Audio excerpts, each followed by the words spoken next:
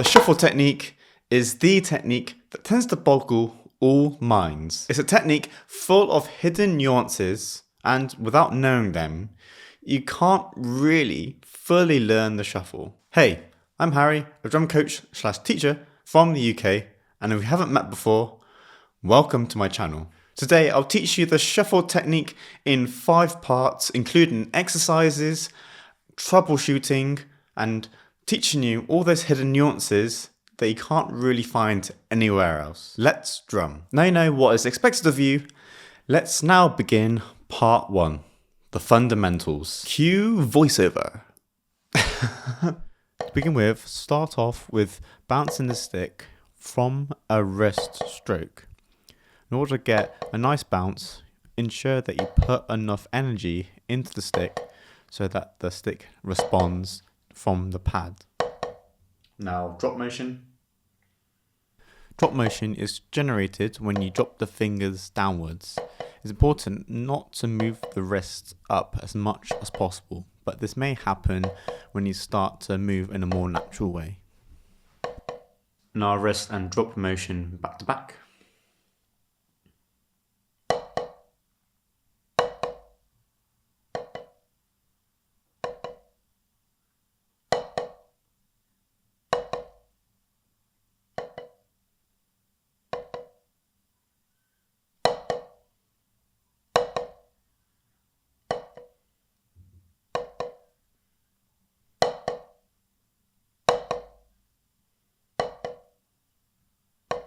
Now, have a go at doing it again, but this time you just do one finger at a time. So you just get used to the way the fingers are interacting with this bounce.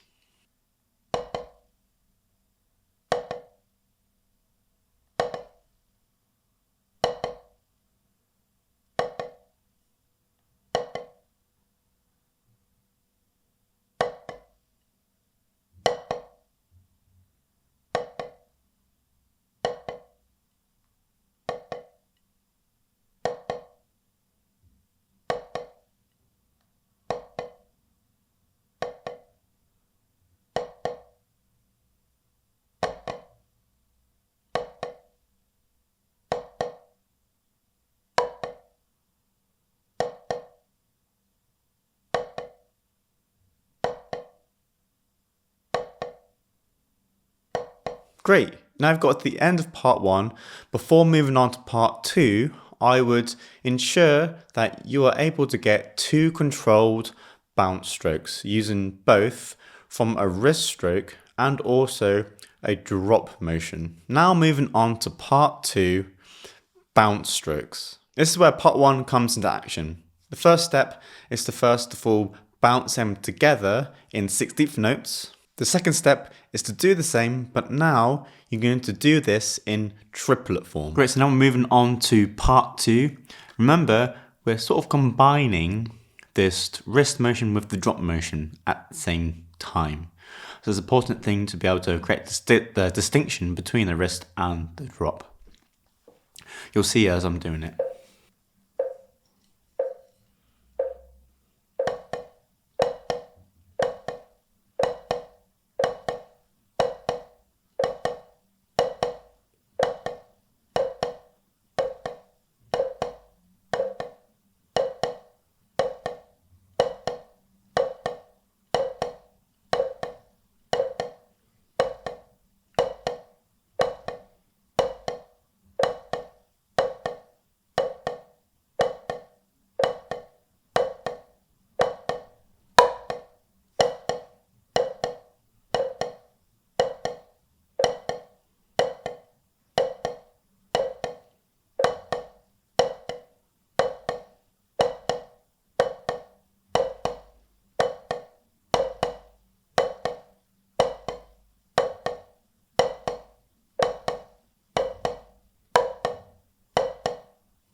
And at this point, you can be a bit more human. So you saw that I'm not like just dropping it without moving my wrist. I am adding some movement in there, and that's not me doing it on purpose. That's just doing that naturally. So yeah, try not to be so strict at this point. Just try to get a controlled double stroke. So that was 16ths. Now I'm going to move on to doing triplets. This is where you're going to go and add one, 2, A3, A4, or one triplet. 1 and A2 and A3 and A4 and A1. 1, 2, A3, A4, A1, A2, A3, A4, A1, A2.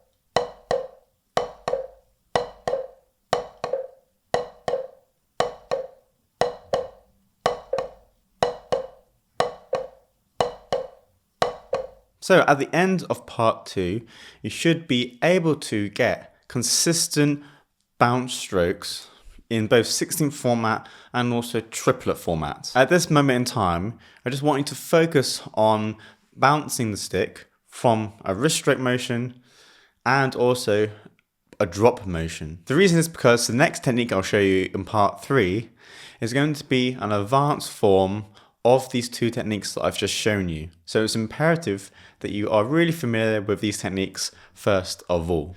Assuming that you're now able to get consistent bounce strokes, let's move on to part 3, which is the next progression. And this is where you're going to be learning the open and close stroke. First of all, you want to begin with the full stroke. The full stroke, you want to start in the starting position and then raise your sticks up 90 degrees. At this point, this is the full stroke. What you're going to do is you're going to throw the stick down and you're not going to control it. Controlling it would mean this. You're going to let the stroke become free. So when you come down, the stick will literally bounce and then it will come back like this.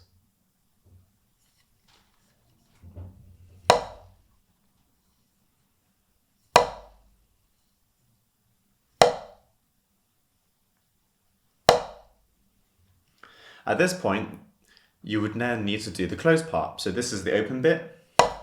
Now the close. You engage the fingers and they bring the stick down.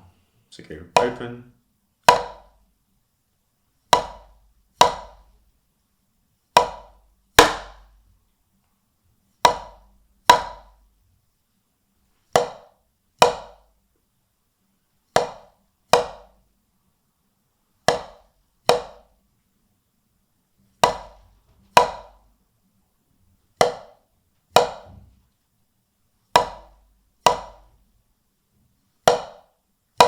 If you've got this far, if the open and close stroke is something that you want to learn more in depth, just comment, I want to learn open and close stroke in more depth, and I'll make a specific video on it. But for now, I'm just going to go overview and so give you an idea. So full stroke again and then close.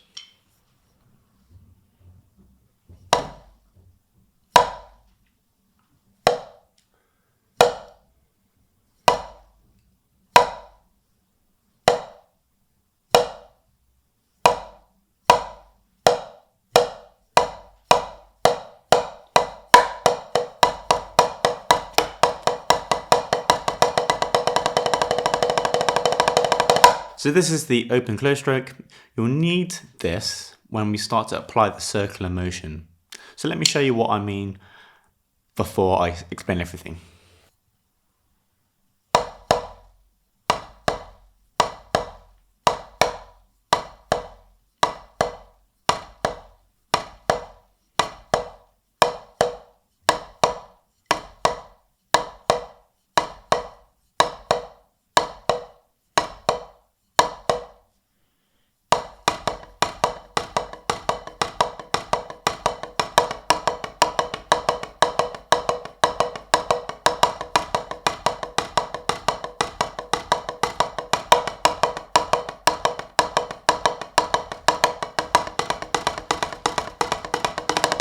So this was the circular motion where you start to see the hand. If you focus on the hand part, you start to see that motion of the start and it's coming back. So it's sort of like a ball rolling backwards, or when you see a car driving, you see the tire rolling back as that sort of effect.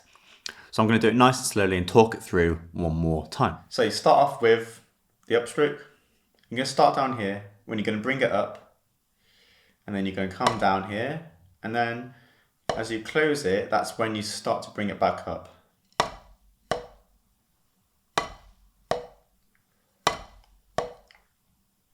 Notice that the stick is staying in roughly the same area, so I'm not going from here to there. I'm staying here and then moving just a little bit more forwards, but this is not intentional, so you're trying to keep it in the same place.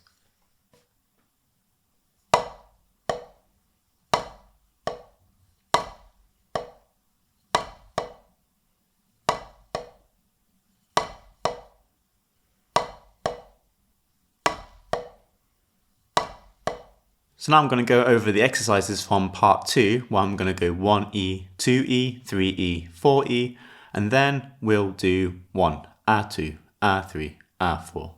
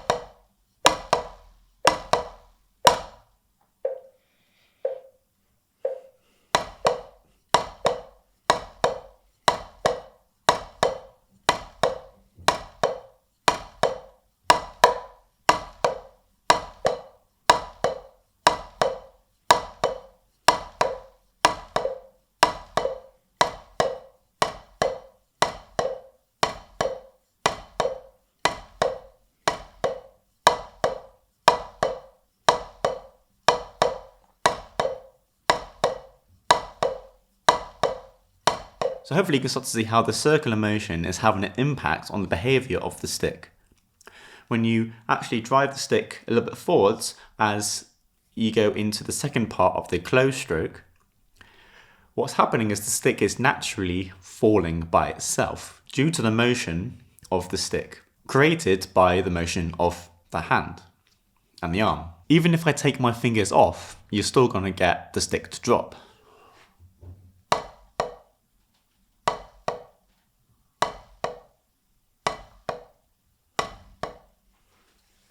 This is just the nature of the circular motion. The fingers, when you get to faster speeds, just help to make that action a little bit quicker so you can maintain and increase the speed.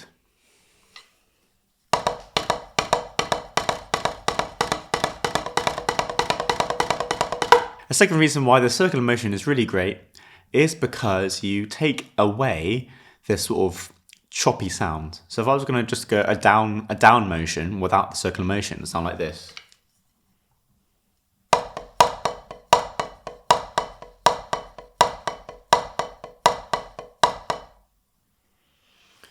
Okay, it's got bam boom, bam boom. That might be the desired sound, but generally speaking, if you create evenness, then you can always bring out the accents when you've got the evenness laid down.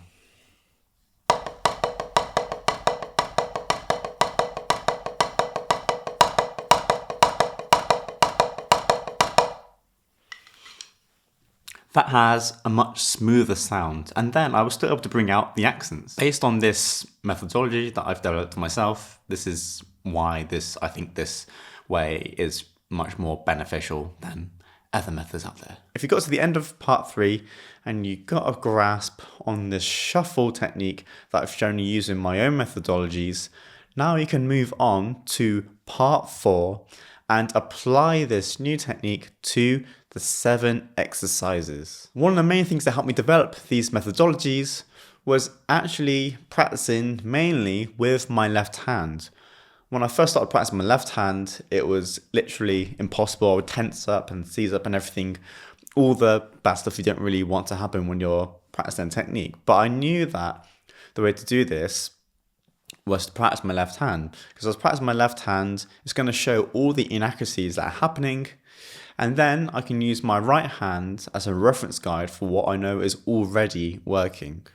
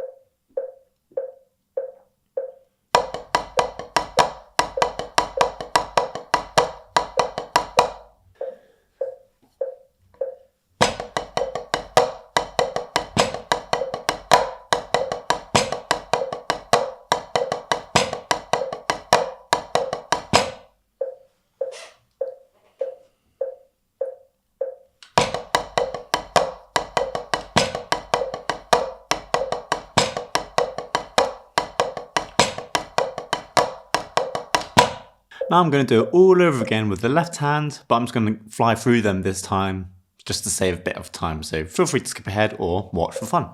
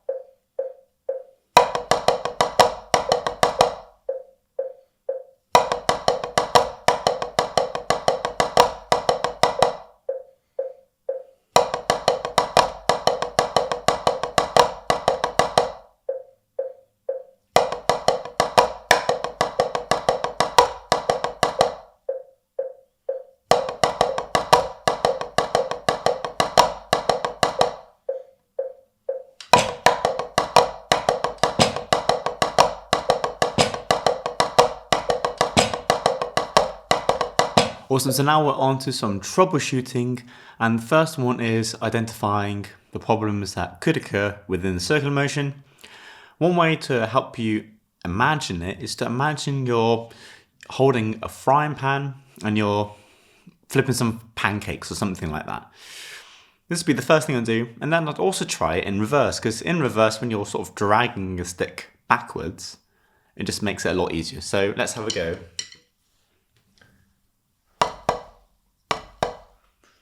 Well, imagine I'm doing that first of all.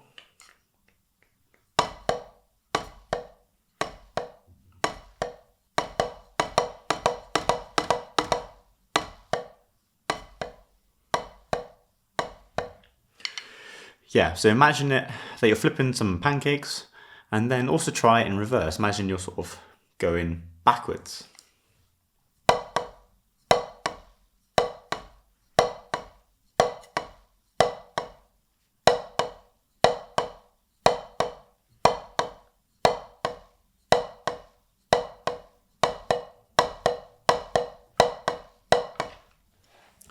Basically the same motion, just one's in reverse and one is not. So try those ways to overcome it. Again, this is more of a timing within timing sort of thing. You sort of got to get the right motion for you. The second problem is not getting enough bounce. First of all, got to make sure that the fingers are secure depending on what grip you're using. If you don't have enough pressure applied to the stick, then you're not going to have enough force going down onto the pad or the drum. Here's what a loose grip looks like.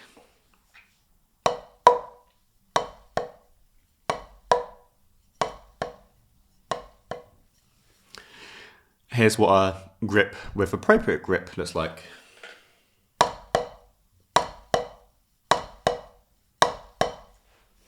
The second one has a fuller range of motion, whilst the first one is just hard to control and it's a bit flimsy. Second thing is sitting at the appropriate height. So at the moment, I'm sitting at the appropriate height where I feel that I'm above the pad, but not too high.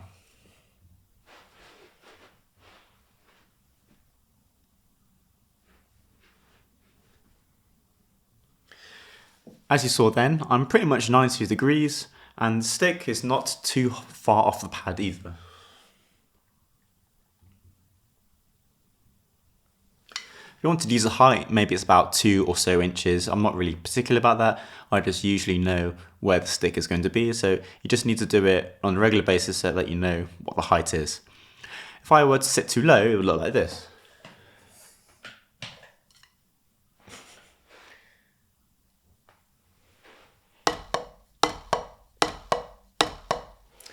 I can still get the same effect, but I'm just more like that, which isn't very helpful.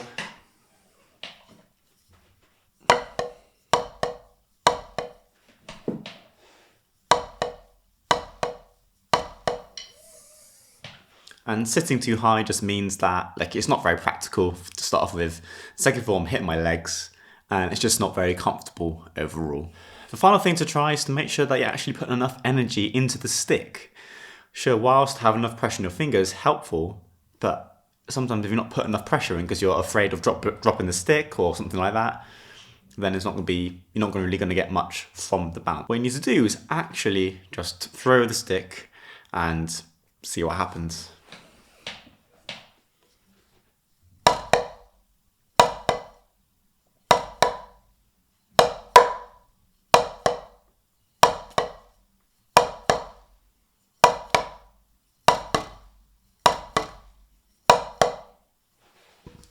There, I'm not being pernickety, I'm not trying to be perfectionist or purist, I'm just literally throwing the stick down. I don't care where it goes, but just for the purpose of that exercise, I'm literally just want to get used to how the stick will behave, whilst I am still controlling it, because obviously you have to control it without, otherwise, you're not going to be able to move the stick. Even if the stick is moving freely, you still have to control it, obviously.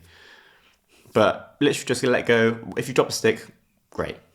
Pick it back up and just try again. So, you've gotten this far, and That's amazing because it means that you're furthering your education and hopefully you've understood the principles in this. And if you haven't, then maybe consider your own abilities at this moment in time whether this was a video that was appropriate for you. Remember that there's a whole vast range of videos on the internet and it's sometimes hard to know where to begin. So do take this video with a pinch of salt and always consult your own teacher if needs be. But now the key takeaway for you to take away from this video is to ensure that you're always laying down the fundamentals of drumming. As cliche as it is, the fundamentals is where the rubber meets the road. In other words, you can't practice the concept fully without having the knowledge prior that makes the concept function in the first place. If you've watched the video throughout, you would have learned from this that the shuffle heavily relies on your ability to produce a precise bounce within the stroke. If you can't get the techniques down, then it's going to be hard for you to accomplish the shuffle. And talking of fundamentals, one way you can support me and the channel is by checking out the Fundamentals of Drumming Kickstarter course. Whether you're curious about drumming, starting a new hobby, or even bought your first drum kit, this course is designed to help you build a solid foundation from day one. The course starts at $1, but you can pay more if you'd like to name a fair price. With that being said, like the video, subscribe to the channel, and as always, keep drumming.